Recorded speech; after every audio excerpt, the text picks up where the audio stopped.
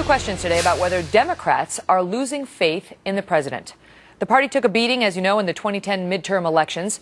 And in the last week, we have seen a number of Democrats in Congress distancing themselves from President Obama on the health care reform law, which, of course, has become a key issue in the 2012 race and is also his signature legislative achievement. Joining me now, Bernard Whitman, a former pollster for President Bill Clinton. Simon Constable is a columnist for the Wall Street Journal.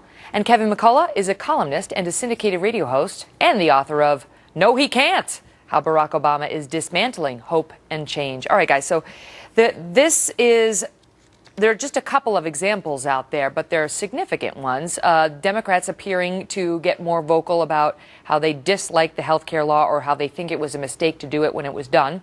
And the Keystone Oil Pipeline, which got 69 Democrats voting with the Republicans on it last week, leading a lot of folks to say, what's happening here? Why? I mean, we had Barney Frank come out and criticize the health care law last week. Then this happens on Keystone.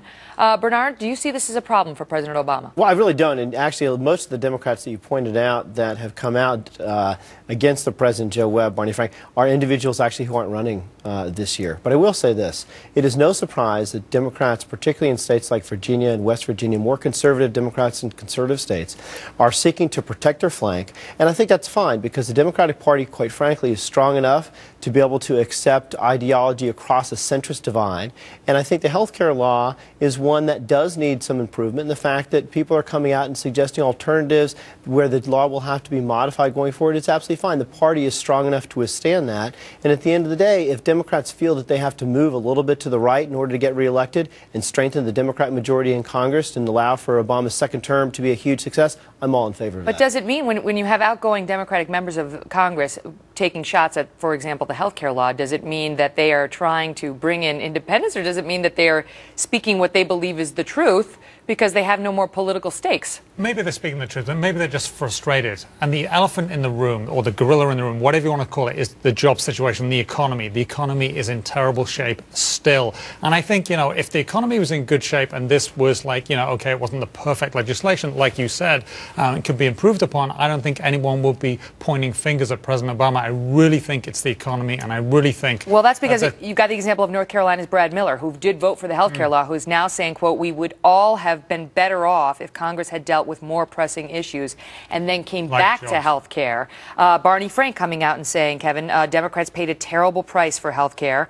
Jim Webb, you mentioned, said this will be Obama's biggest downside, President Obama's biggest downside. It cost him a lot of credibility as a leader. Yeah, it's not just people that aren't running. It's people like Elizabeth Warren who are trying to take a seat away from a Republican in Massachusetts who are saying that at least portions of Obamacare have to be repealed.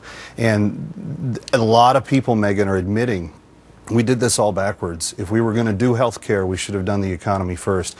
It makes common sense. You fix the economy, you get people working. Suddenly, some people have more cash in their pocket to solve their own health care problem. If you don't address the economy and you don't change the jobs picture, the health care situation only gets worse. And as we have gone to an implementation of Obamacare, you have seen a greater stress now on the small business community, which is necessary to build the new jobs. So it's completely backwards, and it's not unreasonable to think Democrats are seeking cover. On those who, 51+% of Americans favor repeal of the law. It's not just that they're against the law. 51+ favor repeal of the health care law. Here we are more than 2 years later. Bernard, let's talk a little bit about Keystone Oil Pipeline. The Republicans tried to force a start on the construction of the bill, of the Keystone Oil Pipeline last week, and 69 Democrats voted for it in the House. They say that they are within 1 or 2 votes of getting it done in the Senate as well. If Democrats in the Congress reject the president's approach on Keystone, what does that say to the president, and what does it say to the American people? Well, what I think it shows is terrible frustration over rising gas prices. But the real fault of rising gas prices, and I think the American public understands that, polls show quite clearly that 3 times as many people blame the oil companies and Middle East nations for taking advantage of the situation, driving up gas prices, rather than the president. But what I think the president has said all along is he is not opposed to Keystone. He was opposed to fast-tracking it before the necessary studies were taking place and didn't want to do it in an election year and use election year politics to try to play games with the nation's energy policies. I don't think we should do that. He didn't want to do it. He didn't want to play election year politics, so he postponed it until after the election. That's right. That's funny. I think the real issue here is that a leader has followers. That's the definition of a leader. Whoever it is, if they don't have any followers, they don't have enough followers, they're not a big leader. He has less followers. People aren't following him on that issue. And they're less and less following him on the healthcare issue, and they're certainly not following on the economy. Why? Because remember in the lead up to the healthcare debate, and Nancy Pelosi went on, I think it was ABC News, and said, look, you know, some people, she suggested, some people are going to lose their jobs in Congress, but you have to do the right thing. You got to do the right thing for your constituents. It can't be all about your re-election battle. That's really paraphrased, but that was the essence of what she seemed to be saying. And, well, then we know what happened in the 2010 midterm elections. A lot of Democrats did lose their seats. Well, I don't think they want to. So you think now that there's been a change of heart? The definition you'd use in the military is, would you go into battle behind this person thinking you had a reasonable chance of coming out alive? And would you go into the election thinking you had a reasonable chance of getting reelected? But we've got to remember, what you look for. It's ironic that people like Governor Manchin in West Virginia, who were part of the new class of Democrats to come in, are looking at reelection and they're saying, he's governor, now he's senator. We can't do it attached to the top of the ticket. It is presenting a unique problem. Bernard's right. In particularly red states where Democrats are holding seats that maybe are representative with social values that are kind of representative in the culture, but not necessarily buying into big government issues like Obamacare or even energy solutions, you've got this like identity crisis. And Manchin's saying, look, I have to get reelected in order to continue to do my job. Axelrod's now trying to ding him for it, but he's just being a good politician. But with all due respect, Simon, the mark of a true leader is in fact working on the number one job in the country, and that is the economy and creating jobs. We've had 25 straight months of job growth under this president versus 2.6 million jobs lost under the previous president. We are making strides forward. The issue, this election will be decided on the issue of the economy, and I think the president has shown great leadership there. We still need to do more, but to switch directions now when the economy is finally starting to gather head of steam is something that most independents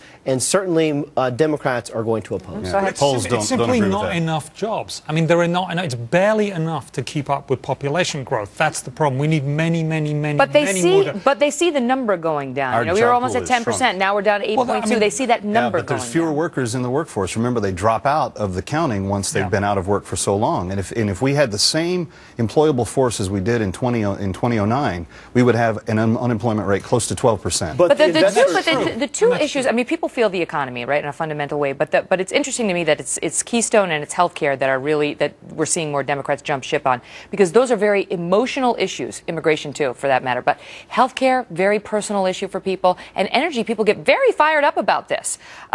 They won't. If gas goes down to $3 a gallon or $2.50, they will get less fired up. And the Democrats will come back on board? Perhaps. I mean, perhaps they will, perhaps they won't. Depends if it solves their election problem. I mean, every time you go to the gas pump, if you've got a car, and I don't have a car, but it's just like a slap in the face. I mean, I know people have to fill up, and they're like, oh, you know, it's awful, and that's not got to be good for any incumbent.